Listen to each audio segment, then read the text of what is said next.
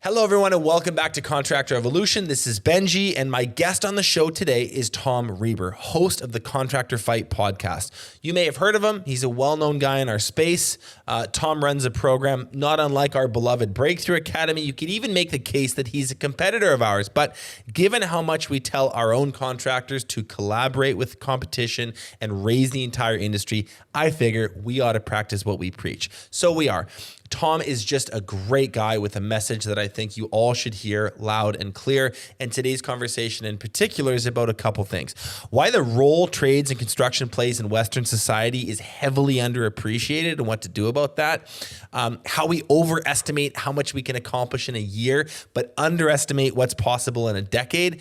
And lastly, how to make trades cool again in the eyes of our young people, our clients, and ourselves. So let's dive in with Tom Reber. You're watching Contractor Evolution, where we unpack the systems, tactics, and skills you need to take your fast-growing contracting business to the next level. You're here to learn what it takes to scale up, work less, and increase profitability. You've come to the right place. Stay tuned to learn what separates the new breed of contractor from the old school, and welcome to your ultimate guide on the business of contracting. Tom, it's good to see you, man. Welcome to Contractor Evolution. How are you? I'm doing great. It's great to be here. Thanks for having me. So I thought we'd just start with maybe a bit of a backstory on you. You know, you're a name and a face and a personality. You're a dude in this little space of ours. And for our audience who may know you, may not, I thought it'd just be good for kind of a warm up on what's the Tom Reber story, to give us the path that led you here. You know, I was actually thinking a lot about that over the weekend, and it's kind of crazy how, I don't know if we've talked about it before privately, but how much we plan to do in a year versus what we're able to do in a decade. And, you know, I've been pretty blown away. I grew up in the painting trade, did everything I could to get away from it. My dad was a tile guy, and my uncle was a painter. You know, I was a football player and this and that, and grew up never wanting to be part of the trades, and ended up out of the Marine Corps starting a painting business, and ran that for about 10 years, and sold my half to my partner back in end of 2011, 2012. And you know, had a really good run, but just wanted to have a bigger impact in the world. My family wanted to move out of Illinois where we were. And so we made that happen. And then I got this wild idea one day to start creating content, you know, to just hit record on a podcast. And lo and behold, a few years later, you know, we're helping tens of thousands of contractors and their families all around the world grow into elite business people, and really bring some respect back to them and the trades. And, you know, so like I said, I grew up outside of Chicago, in and out of the Marine Corps, and had a great run, man. It was, you know, it's been crazy how many people that we can impact with these little microphones that we have. And, yeah, it is crazy. And that it is, you know, I know you know that too, because, you know, your show and our show are, I think, the two top shows out there for contractors, and you know, consistently, and I'm just proud that we're helping so many people. So I, you know, been at this quite a while, and you know, look forward to continue doing it for many more years, man. What about this space, or your experience, or your values, or worldview? Why were you called to do this work? Well, I've always been a coach, you know, at heart. I've always wanted to impact people for the better. The power I had in my life with coaches, whether it's sports or business, was always highly impactful. And I want to leave a dent. You know, my number one thing that drives me every day is to have an impact. And so I saw the need. I knew the struggles that I had gone through, and just, I think we can really make massive impact in not just people's businesses, to help them create a business that serves them, but also in their lives. You know, like I said earlier, everything in me wanted nothing to do with the trades growing up. because quite frankly, the examples I saw in my life, every contractor I knew, every relative of mine that was a contractor, they were tired, dirty, and broke. And so I ran from it. But I think when you change your perspective around what your role is as a contractor, as a business owner, you can really impact a lot of people. And that fit great with me because, like I said, I'm a coach at heart. I coached high school football for 17 years. And I loved seeing the light bulb go on in a young kid's eyes, when he learned a new skill, not just on the field, but off the field, when he learned how to set a goal and he was able to fulfill that goal, when it made his life better. So that's really why I'm here and why I do that.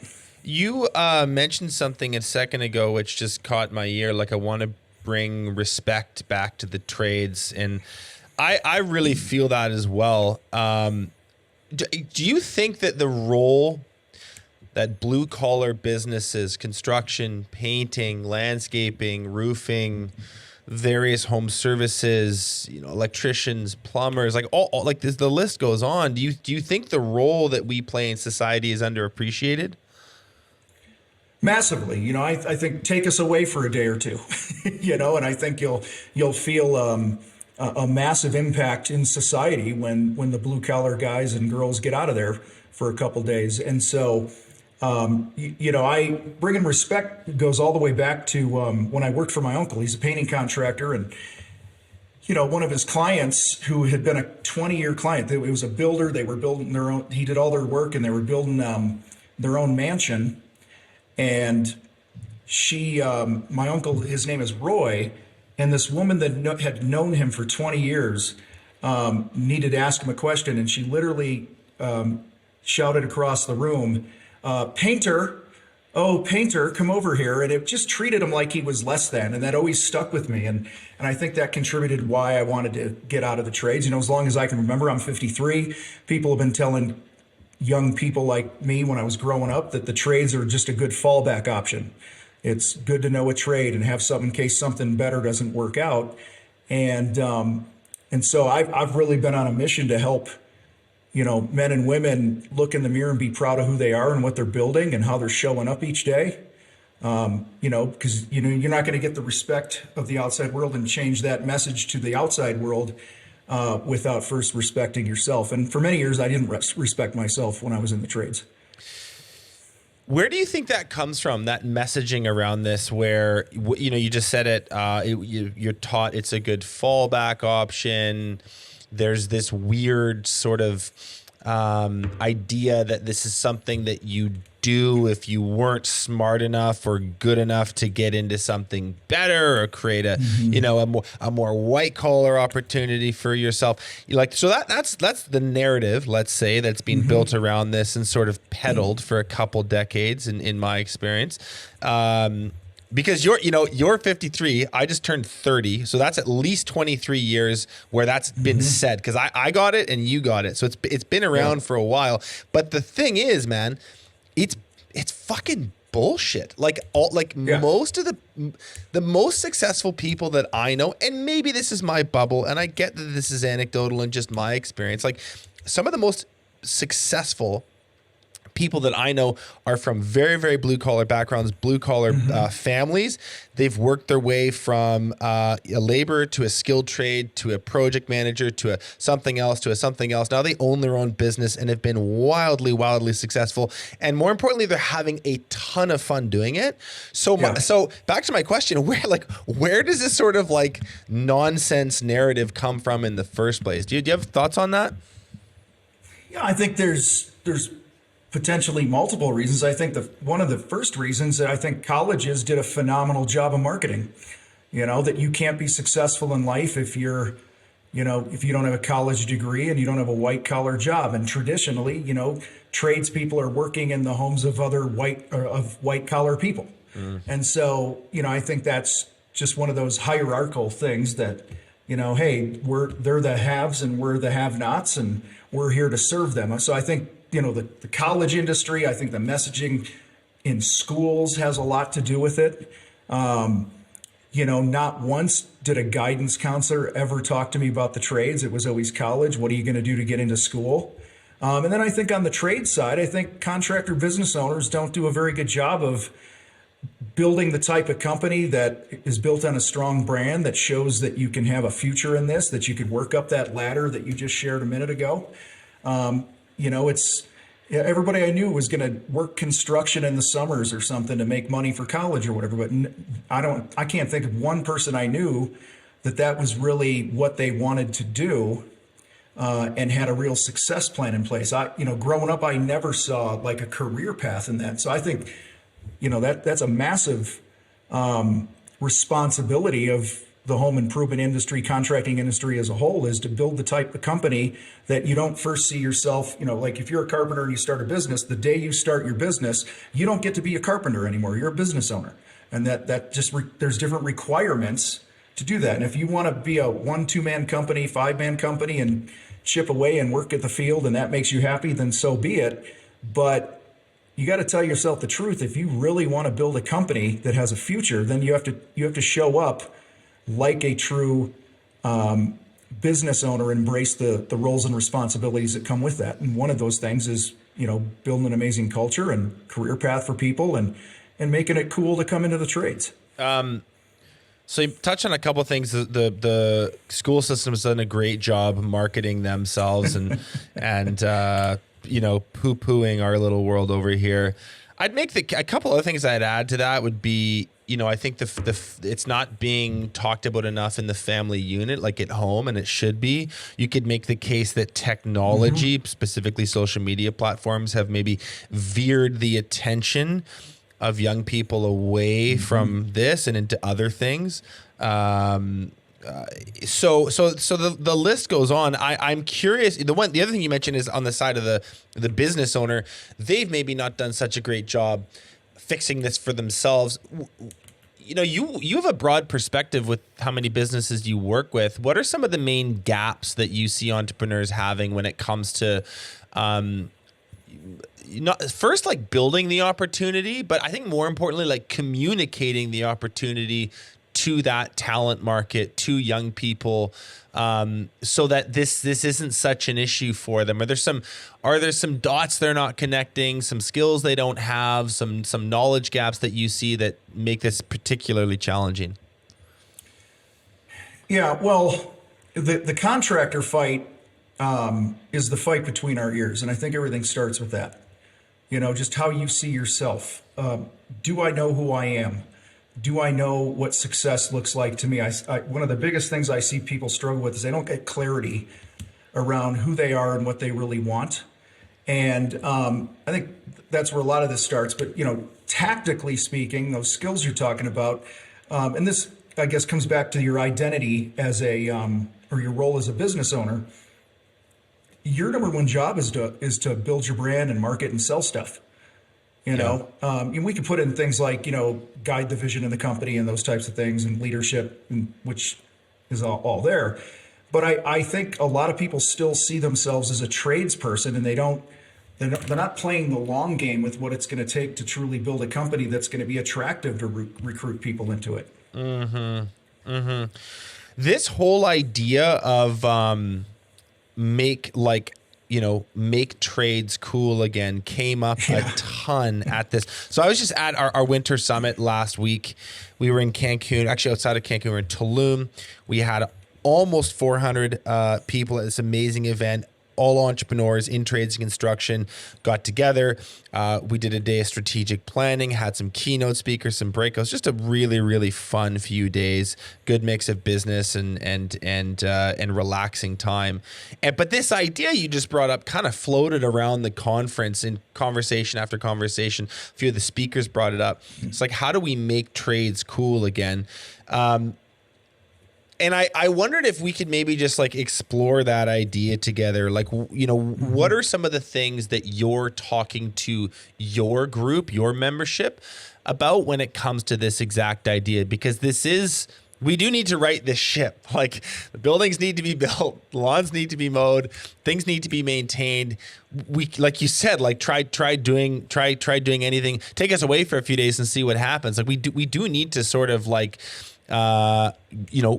increase supply so that it meets demand, which is going up. Do you have thoughts on this that your group finds really resonant with them? Yeah, probably the most common thing that comes out of my mouth and our coaching team's mouth is the importance of being the example as the leader of your business. Would you want to work for you? Would you want to hang out with you? Would you want the life that you have as a contractor? That's why we spend so much time in the fight on relationships and your marriage. Our events, spouses are half price because we believe it's that important for your spouse to be there with you if they choose to be. And that's why, you'll see if you go follow me on Instagram or anything like that, most of my posts, there's a lot of business stuff there, but there's a ton of stuff about my life and my marriage with the Queen and just, how we choose to show up and our health. And I didn't want to go, if I reverse engineer this all the way back to why I didn't want to go into the trades, I saw crappy examples of what it meant to be in the trades. And so I'm always in people's grill about this going, you need to be the example because you're going to attract what you are and who you are. And so I think a lot of people, they set these goals and they want to build a company, but they overlook the importance of that personal example and showing up consistently in just with excellence in everything that you do. And that's not the typical connotation somebody has when they think of a contractor. They think of somebody who's out of shape, who's undisciplined, doesn't have any money, they're unreliable, and all these different things. So you want to attract better people for your business, be the example. You want to attract better clients, be the example.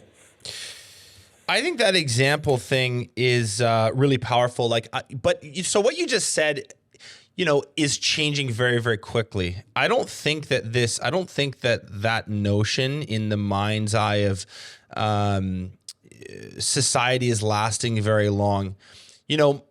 On the note of examples, my granddad, Pete, brilliant guy, very, very, very smart, very skilled carpenter, like an engineer's mind, although untrained, really struggled with addiction his whole life. One of the things we always remember for this guy was so genius. He literally drew up, this is before AutoCAD, drew up the schematics for an ice sailor and built these. There's 3 of them. I actually still have them. They exist still. They could sail across ice. So just like a really brilliant mind, but was never able to channel it into anything. You know what I mean? Worked on a gravel pit for many years, worked odd jobs, struggled with alcohol, felt a lot of shame about it, ended up with dementia. And we obviously supported him, and I was there when he passed away, but died impoverished. You know what I mean? That's the archetypal old school contractor sort of story. Yeah. And what I find exciting about 2023, the time that we're in right now, is there's this huge swing to the other direction where you have men and women who are building their business, building themselves. They're using that business to fund real estate deals. They're using those real estate deals to fund new businesses. We're going from this sort of tired and dirty and poor version to the complete opposite, really interesting, dynamic, growing businesses that I think is just, and I don't know, it's an exciting thing to bear witness to. When you think about leading by example, what role does technology play in that? Is there a way to maybe amplify that scene, that picture, that image that we're really proud of because we've built it for ourselves? Is there a way to amplify that to the masses so that it gets seen more broadly, it gets talked about more broadly, and we kind of keep, to use your terminology, we keep fighting this fight? Well, I think technology has been a beautiful thing when it comes to building your brand. I think not enough contractors are using social media to tell stories. If you want to look at who's done that really well, look at the home improvement shows on HGTV and stuff. No matter what you think of them, they've made home improvement cool. Right. And so how can you take some of those concepts in your own business and do a reality show on your company. Hire a full-time videographer, bring us in, talk to us about the problems, show us the expertise that you have. I think again, it's a marketing message, right? Like, this is our expertise. Position yourself as an expert in your industry, and you're going to leave those that choose not to do these types of things, you're going to leave them in the dust, because people will be attracted to that. On the recruiting side, kind of the same thing. I had a painter who ran an ad, and he had a guy in the ad. It was a video cutting and rolling a wall, and hardly got any applicants to this thing. And then he switched it. He got a drone. He put a spray gun in the dude's hand, and they got all these cool different TV type angles with fast motion and stuff moving around, and it made it just seem cooler than just cutting and rolling a wall all day.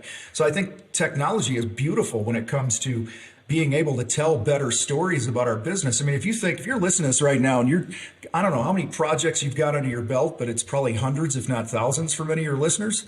Think of all the expertise, all the time in the woodshed you've put in growing your skill and getting better and being a shrink with your customers, being a mentor and a counselor and a coach to your employees. I mean, all the hats that you need to wear as a contractor business owner is pretty remarkable. And I think if more people understood what it takes to run a successful contracting business, the respect meter is going to go up a few spots. I'll tell you what else, Tom, that you just said. Like, what we do, broadly speaking, is highly visual already. Mm-hmm. So just lean into that. Like, if you look at, let's just use one example, a custom home build that goes from drawings, literally drawings, to, something that gets rendered and then maybe changed a little bit. And then we like take it to the real world, and we're digging a foundation, and we're pouring, and we're forming, and then we're creating the building envelope, and then we're putting on the exterior, we're doing finishings, we're building a landscape around. I mean, that is a highly visual thing. If you just time lapse that whole thing, that is like the most viral TikTok on TikTok right now. You know what I mean? Like, what we do is already very catered, I think, to the modern thoughtosphere and what people find trendy and what people find engaging. So it's not like what we do isn't cool. It is. We've been a little bit slow to tell the story in a way that's bite-sized and consumable, and people really love and want to share. But I tell you, like, we're getting into the content game now, as you can tell, and like learning so much about it, what clips do well, what clips don't, how different platforms do. I really think that you're going to see a huge surge back, where if you get a few smart people who figure this out, some leaders in the space who capitalize on the way things are going and lean into the visual aspect of this, I'm actually very optimistic about the next 10 to 20 years. There's problems to solve still, but I'm very optimistic about where our little world goes. Yeah, you're talking about the home builders and going from drawings and renderings and to the completed project. Well, it even starts before that with an idea. It starts with a vision. So I'm thinking of a few builders right now and that I know, and then a guy in the high-end landscape industry that I know that's in one of our programs. They'll bring a camera, and they're interviewing when they're standing in the space, and the homeowner, the wife, is sharing her vision for this thing. And then within a 1-minute clip on Instagram, you'll go from that conversation to renderings to equipment in the yard, to a time lapse. You've seen this. We've all seen this stuff. And so it's because technology is at our fingertips literally right now. I think this is an amazing opportunity to, talk about the role of a business owner, be a better storyteller. Yeah. Learn how to tell those stories. I mean, because every job that you do, say you do 100 projects this year, that's 100 opportunities that you could tell a story. That's 100 opportunities that you can differentiate between your competitors who are half your price or a quarter of your price. And so a lot of the justification, even in sales, can come from the stories that we tell, because there's safety in a brand. And so the more you focus on building your brand and telling stories that connect with your ideal client, your ideal employee for that matter, Why are we not creating content talking about, interviewing your employee that has been with you 12 years, that worked his way up through the ranks? I mean, Right. I know you're doing this too, man, and we're both on the same page with this. So I just, this comes back to the clarity piece I talked about earlier, is really understanding who I am, where am I going to plant my flag, and showing up with that clarity every day and the consistency that it takes over the long haul to play the long game, and build the type of business that future employees want to be a part of and everyone in the damn neighborhood wants to use. On the note of the role of a business owner, you say be a better storyteller. I couldn't agree more. The other thing that I think we are doing already, but unsung heroes for, is really filling the role of that mentorship. I think one of the things that I find really inspiring is when small business owners are becoming father figures or mother figures. They're giving lessons and teaching people in a way that the school system didn't, or the family unit didn't. I think that's a very noble and important position that you all listening fill. And it's something to be taken seriously, and it's something to give yourself a pat on the back for, because it's so incredibly needed in the world today. And I think, just on final note on the technology thing, just as a very practical tip, one of the things that I see people doing really well with their Instagram pages is using it less as a marketing and branding tool for clients and way more as just a recruitment thing. The best Instagrams that I see are high resolution photos of the job site, making it look sexy and rugged and cool.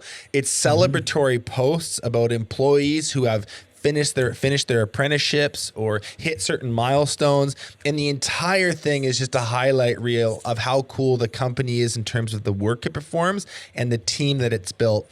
That, I'm telling you, will move the needle when it comes to your little local world, your followers, your town, your city that you live in. People will notice that, and that's another little feather in the cap of making trades cool again. Well, the guy, the landscaper I mentioned a minute ago, he gets probably 4 to 5 people a year moving to Colorado here, right, from other parts of the country, because they see his stuff on Instagram and they want to be a part of that. Yeah. So to your point about using it as a recruiting tool is huge. The other big thing here is, I guess, outside of technology, but you use technology to tell these stories, is how will my life be better if I choose to come be part of your team? I think that's one of the things that is really low-hanging fruit for a business owner is, you use the word mentor, guide, coach, whatever. I think of my grandfather. When he wanted to teach me something in the garage, he was patient with me. He put his arm around me. He let me make mistakes and learn from those mistakes. And when I made those mistakes, I wasn't in the doghouse. If you pull back, I know there's always outliers here, but the average person doesn't have somebody that truly takes them under their wing in their life. Yeah. And if you can offer that, man, I am here to help you win more in life. If you're listening to this, if you can, do you know what your employees' number one goals for their lives are? I mean, just start with that.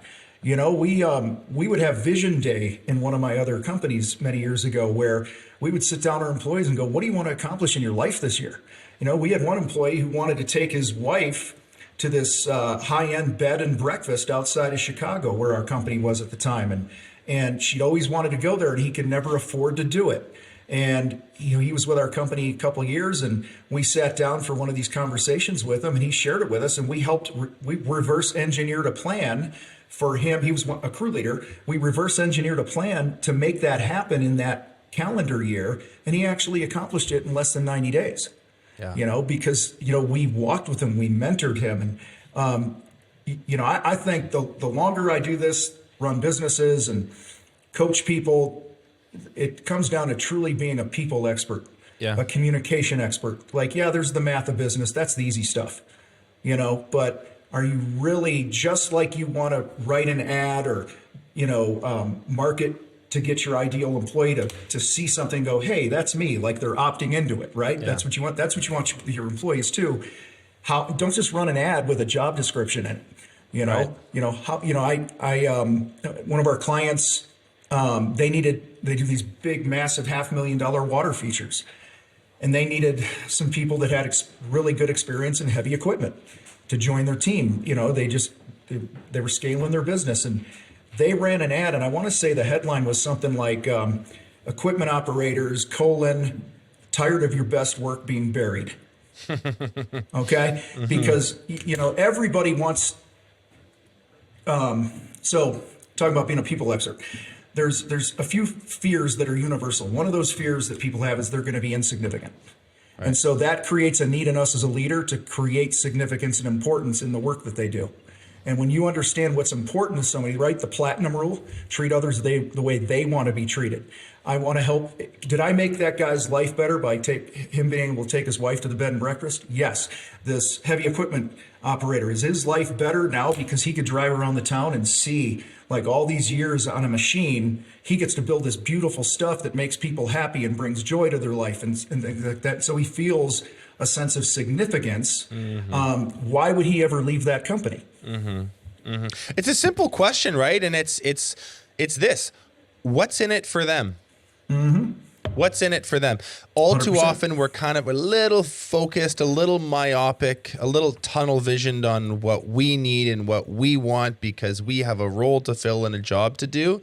And of course, that's important. And that's why you do an interview and a phone call and make wise personnel decisions. But when you're looking about broadcasting an inspiring message that gets young people, new recruits, and your clients excited all at the same time, the question you need to be answering for yourself is what's in it for them. And the answer is quite a lot. Yep. I just don't think we connect the dots that well quite often. And it's understandable because the average business owner, right? We have a lot of pressures. We got to get a lot of things right, and our attention can only go so many places. But we have I'm going to ask people to visualize something. I drop a rock in the lake. Where the rock hits, we call that get oxygen. Back to being the example. Take care of myself first. My mental health, my physical health, reading and listening to things like this.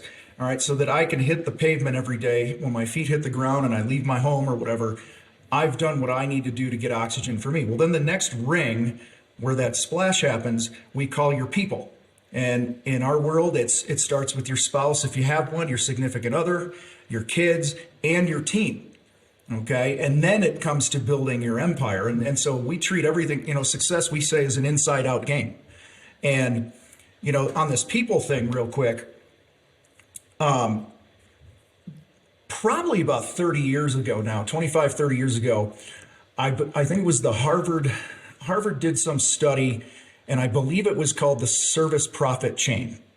And they talk about, like, everyone wants profit. And I do this in workshops I do and stuff where I'll there's all these steps. There's about 9 steps to profit. We'll just keep it easy. And we all want the pot of gold at the end, right? And that's profit.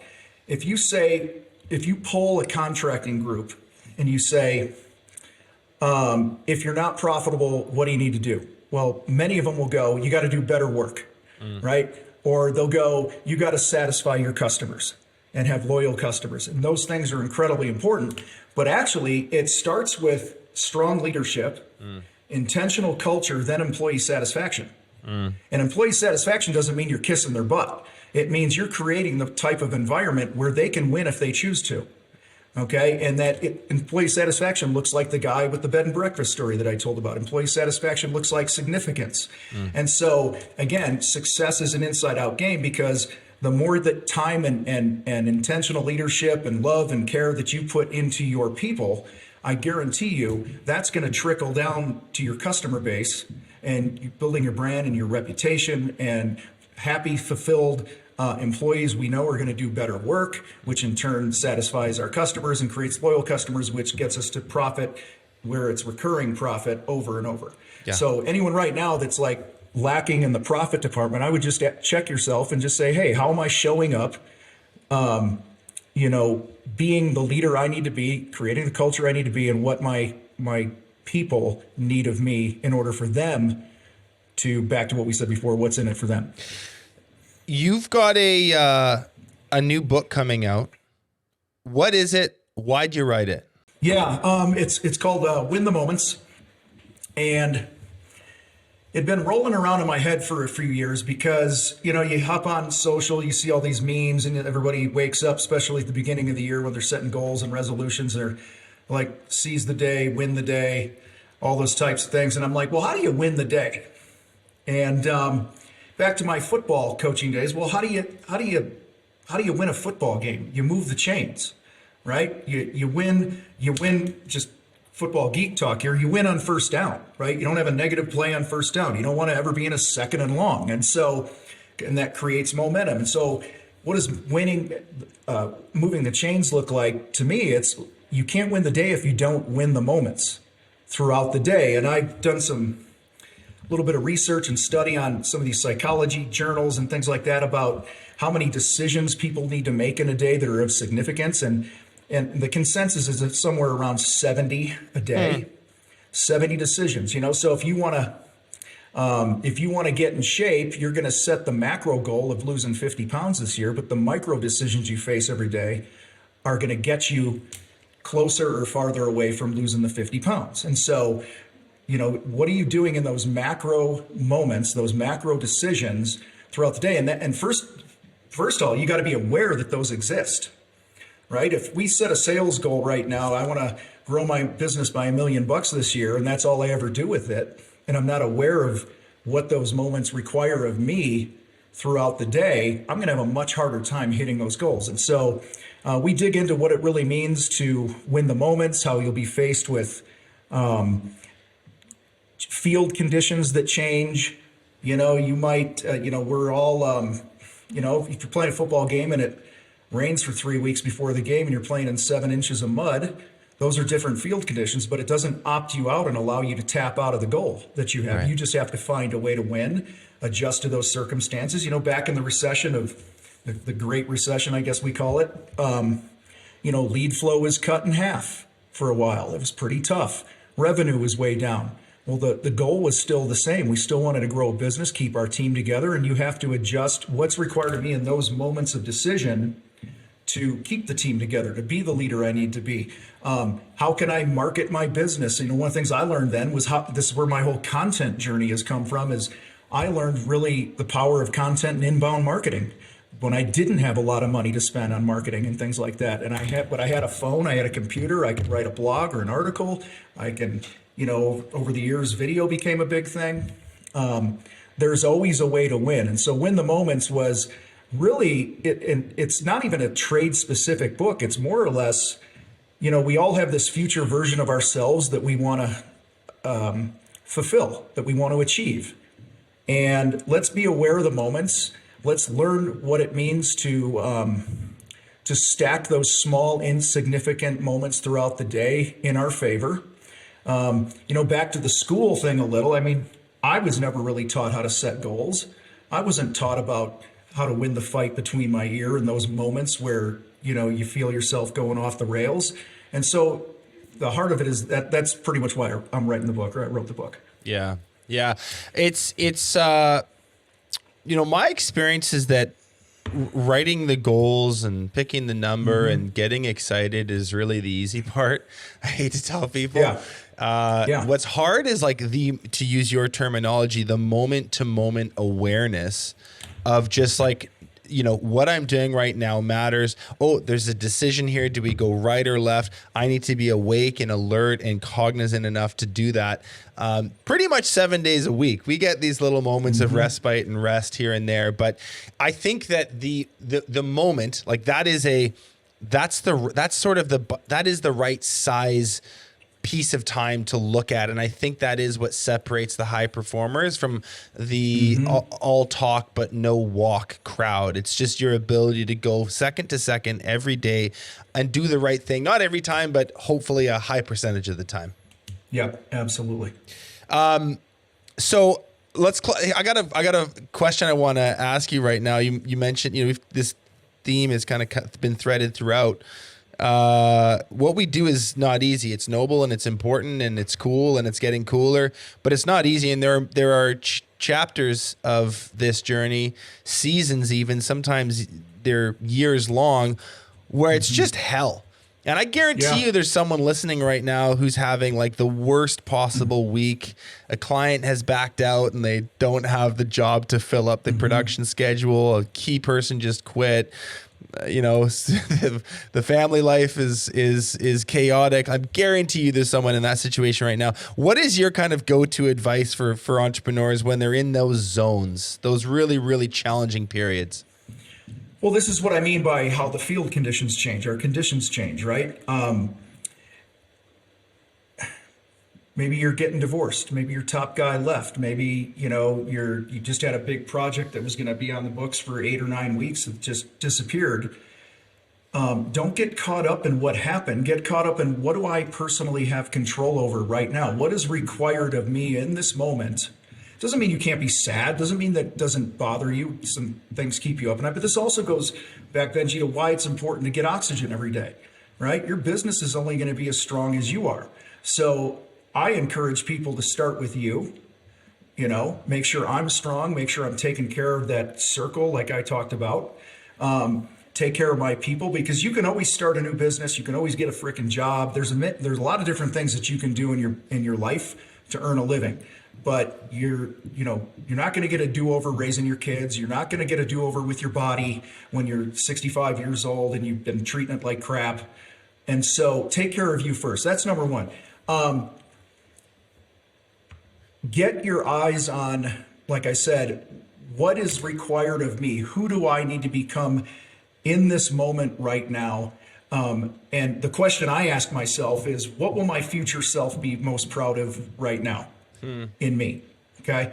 I have that business vision that I have my family vision, my health, my relationships. Okay. That's one of the tactical things that I use several times a day, because, we all know success is inconvenient.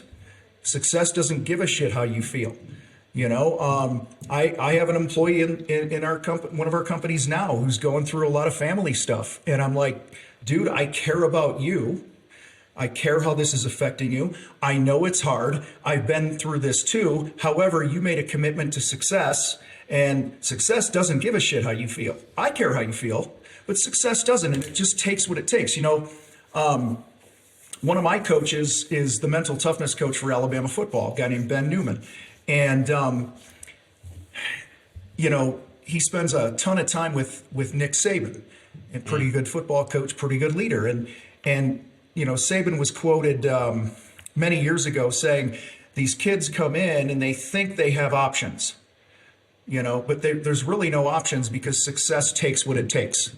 Okay. And so when he talks about trust the process, guys, just get back to the process. Just know that if I just keep showing up, controlling what I have control over, eventually the scoreboard is going to light up in my favor. Mm-hmm. That is a promise. But many people, at the first sign of distress, field conditions changing, or inconvenience or discomfort, they tap out. They look for opportunities to tap out. And that's where I go, were you really clear on what you wanted in the first place? And number two, are you in touch with the necessity of whether you accomplish that thing or not? Right? I mean, you and I guess it was last week, had a little conversation around the power of necessity. Mm-hmm. What's at stake if I don't show up in this moment right now? Mm-hmm. And I think when you can start, this is what mental toughness is. This is what's required of a leader, and you can't, of course you care about the things that your people are going through, your family or you or whatever, but like it or not, you signed up for this shit. So this is what's required of you. I've, in my dark moments, I always like those kind of like clever questions to ask yourself. Mm-hmm. I get a lot of utility out of them. One of them that's been good for me is, am I going to be complaining about this in 5 years? And the answer is inevitably no. At no point, you get family life stuff happens, and you have suffer real losses and real traumas. That's real. But I'm talking in the business realm right now, when things are really going sideways. If you ask yourself that question, is this something that I'm still going to be like struggling with 5 years from now? Inevitably, the answer is no. You might be 3 months from now in a bad situation. You might have a lawsuit that lingers a couple of years. But very, very rarely is this thing going to be permanent, and the fact that you're breathing life into it is only making it prolonged and more of a you're creating more suffering for yourself over the short term. Now I got to ask you this: I didn't know that you were as big a football guy as you are. So it's Niners, Eagles in the NFC, it's Bengals, Chiefs in the AFC, but Patrick Mahomes has a sore ankle, it looks like. So who's going to the Super Bowl, then who wins the Super Bowl? Gun to your head, money on the line. You just have to make some picks. It's and I would have said this with or without Mahomes in there, is I think it's Bengals, Niners, and I have the Niners. And I've watched the Niners play. They just happen to be on TV more often than other teams around here in Colorado Springs. And since early in the year, I've been like, there's just something about them. I don't know what it is. It's just a gut feeling. I'm usually wrong though, man. I'm terrible at picking winners. So, but they're four pretty good football teams, and again, it's going to come down to who's going to win those moments. Okay, and who's going to prepare. I'm going Bengals, Eagles. All right, and I'm going Bengals in a close one because Joe Burrow just has this look in his eye right now that is scary. Dude, he is a on swagger one right now that is off the charts, man. On one. So's that Purdy kid too. I mean, I was him. talking to the Queen last night. We were away for the weekend, and we watched the game, and I said, man, he's Mr. Irrelevant in the draft, last pick. And if you would have told him on that day, hey, don't worry, man, you're gonna be leading the team to the NFC Championship and a shot at the Super Bowl, it's crazy how things, but to me, all right, here's a great example. This is a guy who controlled what he can control, so that when his opportunity popped up, the dude was ready. Totally. And that's really what the elite in anything do, right? I mean, you prepare like you're playing. Totally. And, I don't care if you're the third string guy who was picked last in the draft. Like, get ready. There's nothing that I like more than a good underdog story, and someone that was overlooked and then finally had a moment and proved everyone wrong. There's nothing that gets my heartstrings going like that. So, Brock Purdy, if you're out there and you want to come on the Contractor Evolution podcast, there's a spot for you. I'd love to pick your brain. Listen, let's leave it at that, man. It's been fun. Where do people connect with you? Questions, if they have them, they want to follow your journey. Where's the best place to do that? Yeah, the contractorfight.com is the hub of everything. And if you're on Instagram, at Real Tom Reber. Thanks, Tom. See you next time. Thanks, buddy. Thanks so much for watching this episode of Contractor Evolution. If you've already subscribed to our channel, consider sharing this episode with another contractor who you think needs to hear it.